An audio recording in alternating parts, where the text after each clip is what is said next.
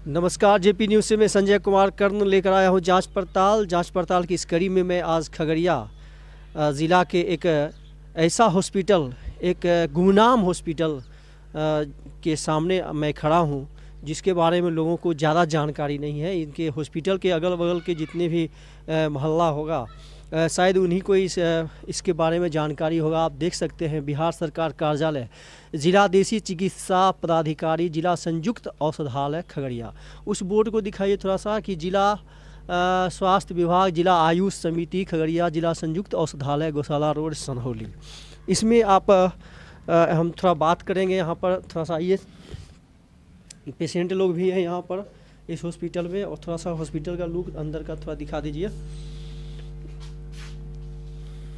खगड़िया सदर अस्पताल जो होता है उससे अलग एक हॉस्पिटल है सर। थोड़ा आइए अंदर।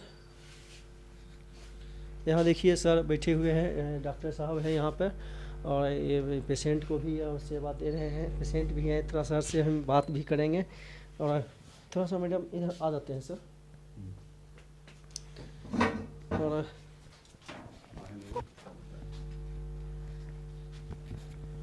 ये सर हैं डॉक्टर सुनील कुमार साहू जी, ये होम्योपैथिक चिकित्सा पदाधिकारी हैं सर, आयुष विभाग के अंतर्गत। अभी आप सेवा दे रहे हैं यहाँ इस हॉस्पिटल में, तो इसमें सर कौन कौन सा चिकित्सा किस पद्धति से करवाते हैं? इसमें आयुष में 3 पैथी का चिकित्सा इसमें होता है।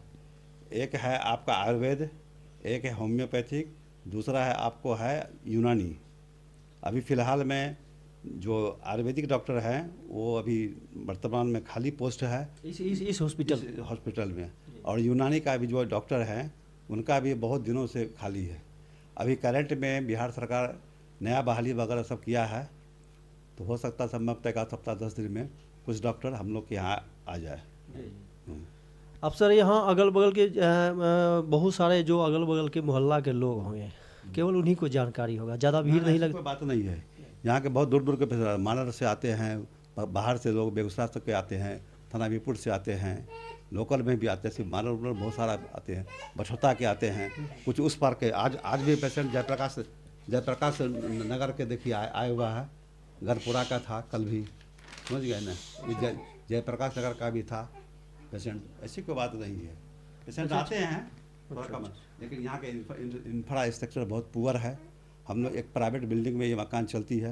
अच्छा जी, ये बिल्डिंग प्राइवेट है सर? प्राइवेट है, गवर्नमेंट की बिल्डिंग नहीं है। अच्छा। हाँ, गवर्नमेंट की बिल्डिंग नहीं। उसके लिए ज़मीन की डिमांड हुआ है, डीएम साहब के यहाँ जो ज़मीन के लिए दिया गया, उसमें मेरे एमएलए साहब जो है, क्या नाम है उनका, सदर अभी जो छत्रपति यादव, वो खुद यहाँ पर आकर के उनसे रिक्वेस्ट की है जब ज़मीन देने उन्हें के लिए। उस प्रक्रिया में है, जब ज़मीन बनेगा तो इसका भी औषधालय, बहुत भव्य औषधालय तीनों पैसे के लिए बनेगा। अच्छा, अंग्रेजी दवा से जो इलाज होता है और इस होम्योपैथ विधा से, तो इसमें थोड़ा सा डिफरेंस किसका असर? दो पैथी है। अंग्रेजी दवा में जो इलाज होती है वो पैलिएटिव ट्रीटमेंट, यानी जो बीमारी होता है उसको दब दिया। यहाँ पर जो होम्योपैथिक में होती है वो जड़ से बीमारी समाप्त होती है। पेशेंट यदि कुछ धैर्य रखे तो सब चीज़ का इलाज हो जाता है। ऐसी कोई बात नहीं है कि एलोपैथी का, इसमें दोनों अपने अपने जगह पर सही है। नहीं, होम्योपैथी में बहुत सारे हम देखते हैं कि उसमें विज्ञापन आते रहता है कि शर्तिया इलाज, तो ये शर्तिया इलाज देखिए, कोई भी चीज़ के शर्तिया इलाज जो बोलते हैं वो एक तरह से ठग प्रकृति के डॉक्टर होते हैं। वो एक्चुअली डॉक्टर नहीं है, वो सब क्वेक है, वो डॉक्टर नहीं है। तो शर्तिया इलाज वाला बात नहीं नहीं नहीं, शर्तिया इलाज की कोई बात नहीं होती। हाँ, इलाज से ठीक होती है, गंभीर से गंभीर बीमारियाँ भी ठीक होती है। हमारे पास तो कुछ पेशेंट है, आप पूछिए, ये लोग आते हैं बच्चे को लेकर के। कहाँ घर हुआ मैडम? सनहौली। सनहौली से हैं। तो बच्चा को भी देखते हैं कि यहाँ पर लोग चाइल्ड स्पेशलिस्ट के पास जाता है बच्चा को जब भी लेकर के, तो आप यहाँ आते हैं, कैसा लगता है? दवाई सूट करता है इनका, 3 मंथ से इसको दवाई दे रहे हैं। 3 महीना से? हाँ, जब ये 3 मंथ की थी ना तब से दवाई यहीं से चल रहा है। मतलब सर के ही निगरानी में प्रॉपर रहते हैं? हाँ। चलिए, तो बहुत अच्छी बात है। बहुत सारे आदमी कुछ ऐसी बीमारी है सर, स्टोन जो है सो किडनी स्टोन वगैरह बहुत युवा में भी हो जाता है, तो उसके लिए आप कारगर इलाज आपने सर?